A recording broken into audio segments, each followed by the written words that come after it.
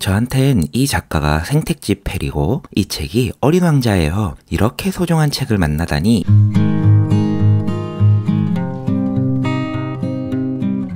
안녕하세요, 곰사장입니다. 북극 서점에 와주셔서 감사합니다. 오늘 아무 말이나 해볼 책은 클레어 키건의 맡겨진 소녀입니다. 신영철님께서 키건의 다른 책인 이처럼 사소한 것들을 추천하셔서 그 책을 읽었는데 굉장히 좋더라고요. 그래서 같은 작가의 다른 책을 한 권 더 사서 봤는데 이 책도 굉장히 좋았어요. 다 읽고 나서야 이동진 평론가께서도 이 책을 엄청 추천했다는 걸 알게 됐고요. 이처럼 사소한 것들을 소개해드릴 땐 줄거리 요약을 최대한 피했습니다. 서사의 흐름이 책이 주는 감상에 깊게 관여하기 때문에 줄거리를 모르고 읽으실 때 더 좋거든요. 그런데 맡겨진 소녀의 경우엔 줄거리를 알고 읽으셔도 괜찮으실 것 같아요. 서사가 주는 놀라움보단 문장의 행간을 읽는 즐거움이 가득한 책이거든요. 그래서 오늘은 표지 이야기를 하기 전에 줄거리부터 소개하려 합니다. 그럼 표지도 좀 더 말씀드릴 것도 생길 테고요. 저는 이 책을 즐길 때 줄거리를 알고 봐도 전혀 상관없다고 생각하지만 모르고 책을 감상하고 싶으신 분들은 표지 이야기로 넘어가 주세요. 이처럼 사소한 것들이 그랬듯 이 책의 배경도 아일랜드입니다. 10살이 조금 안 됐을 것 같은 주인공 소녀는 어머니의 출산을 앞두고 친척집에 맡겨집니다. 식구가 많아 한 입이라도 줄이고 엄마가 아이를 키울 여건도 되지 않아서요. 소녀의 가족들은 무척 대면대면합니다. 부모는 특히 이 아이에게 큰 애정이 없고 아버지는 못 믿어온 구석도 있죠. 형제는 많지만 살갑진 않아 소녀는 집에서 받아야 하는 사랑을 거의 못 받고 살고 있습니다. 하지만 맡겨진 친척집에선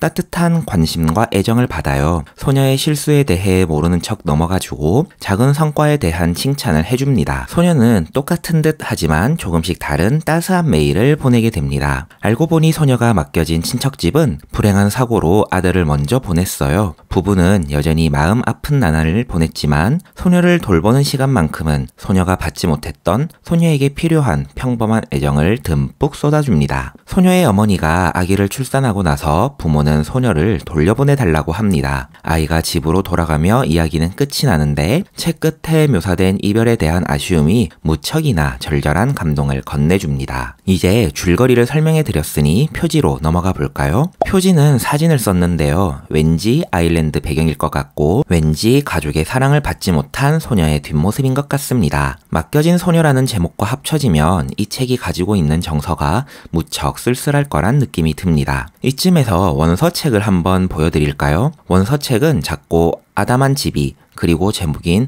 포스터가 적혀 있습니다. 포스터라는 단어는 두 가지 뜻이 있어요. 첫 번째 뜻은 한 사람의 발전을 장려하고 촉진한다는, 두 번째 뜻은 내가 낳지 않은 아이를 키우는 이라는 뜻을 가지고 있죠. 굉장히 긍정적인 의미로 사용하는 단어입니다. 그러니까 원서의 표지를 살펴보게 되면 이야기가 무척 따스할 거란 기대를 하게 되죠. 우리나라의 표지와 원서의 표지가 굉장히 상반되어 보이지만 사실 이 두 가지 해석이 모두 틀리지 않습니다. 사랑받지 못하고 친척집에 맡겨진 소녀에 집중하게 되면 우리나라의 표지처럼 맡겨진 집에서 사랑을 듬뿍 받게 되는 이야기에 집중하게 되면 원서 같은 표지가 될 테지요. 이처럼 중의적이고 다면적으로 해석할 수 있다는 게 키건의 문장이 주는 즐거움인 것 같습니다. 여러분께서 이 책을 읽고 나선 어디에 더 초점을 맞추고 싶으실지도 궁금해지네요. 이 책을 소개하기 위해선 두 가지를 꼭 이야기하고 싶습니다. 하나는 문장의 아름다움, 하나는 말하지 않는 사랑이란 키워드입니다. 우선 문장의 아름다움을 말씀드릴까요? 작가는 대체로 사건과 심리를 다루는 묘사를 문장 속에 가려둡니다.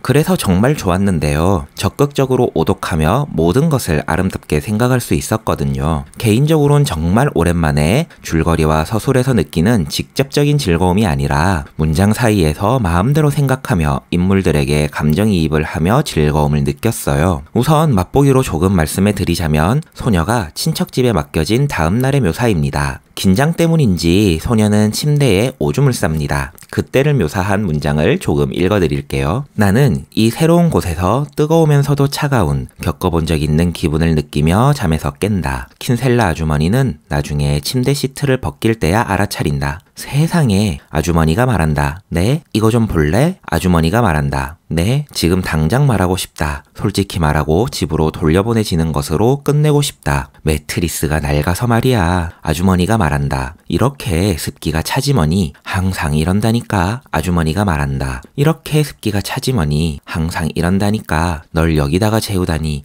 도대체 내가 무슨 생각이었을까? 우리는 매트리스를 끌고 계단을 내려가서 햇볕이 내리쬐는 마당으로 나간다. 개가 다가와서 킁킁 냄새를 맡더니 뒷다리를 들려고 한다. 저리 가! 아주머니가 얼음장 같은 목소리로 외친다. 우리는 매트리스를 세제와 뜨거운 물로 문질러 씻은 다음 그대로 두고 햇볕에 말린다. 뭔가 하나 발견하신 게 있나요? 소녀가 실수를 했다는 직접적인 서술이 없었죠. 소녀가 느꼈다는 뜨거우면서도 차가웠다는 문장, 소녀가 솔직히 말하고 집에 가고 싶다는 서술로 실수했구나를 생각하게 됩니다. 매트리스를 가지고 나갔다니 개가 킁킁거리다 뒷다리를 든다는 말에 빵 터지는 거고요. 꼭 소녀가 오줌을 쌌다는 서술 말고도 소녀의 부끄러운 감정, 아주머니가 소녀의 실수를 눈감아준 것, 제가 소개한 문장에선 빠졌지만 아저씨도 은근슬쩍 넘어가 주기도 합니다. 매트리스를 함께 옮겨줘서 고맙다는 말에서 힘들었을 테니 베이컨을 먹자는 말에서 모두 소녀를 향한 배려와 애정이 느껴집니다. 하나만 더 말씀드려 볼까요? 소녀가 집에 가야 한다는 소식을 들은 날 밤의 이야기입니다. 속상해하지 말고. 아주머니가 말한다. 자, 이리 오렴. 아주머니가 책에 실린 스웨터들을 보여주면서 뭐가 제일 좋은지 묻지만 도안이 전부 흐릿해지더니 하나가 되어버린다. 나는 아무거나 하나를 쉬워 보이는 파란색 도안을 가리킨다. 와, 여기서 제일 어려운 걸 골랐구나. 아주머니가 말한다. 이별이 아쉬운 소녀는 마지막 선물을 선택해야 하는 순간이 오자 눈물이 흐릅니다. 때문에 도안이 전부 흐려지죠. 마지막 선물을 만들어주기로 한 아주머니는 소녀가 고른 쉬운 도안조차 어려워 보입니다. 도안이 어려운 게 아니라 마지막 선물을 만드는 그 마음이 아쉬운 거겠죠. 모든 문장에 전부 의미 부여를 하며 내가 좋아하는 인물들에게 내가 원하는 감정을 입혀봅니다. 언젠가 여건이 된다면 제가 입혀놓은 모든 감정들을 말씀드리고도 싶어지네요. 이 책이 좋았던 또 하나는 말하지 않는 사랑입니다. 상대에게 말하지 않는 감정은 알 수 없으니 적극적으로 표현하고 들어주라고 말하는 세상입니다. 저도 정말 공감하지만요. 하지만 제가 어렸을 때까지만 해도 말하지 않는 뭉근한 표현으로 사랑을 말했죠. 소녀는 아주머니, 아저씨에게 말에 대해 배웁니다.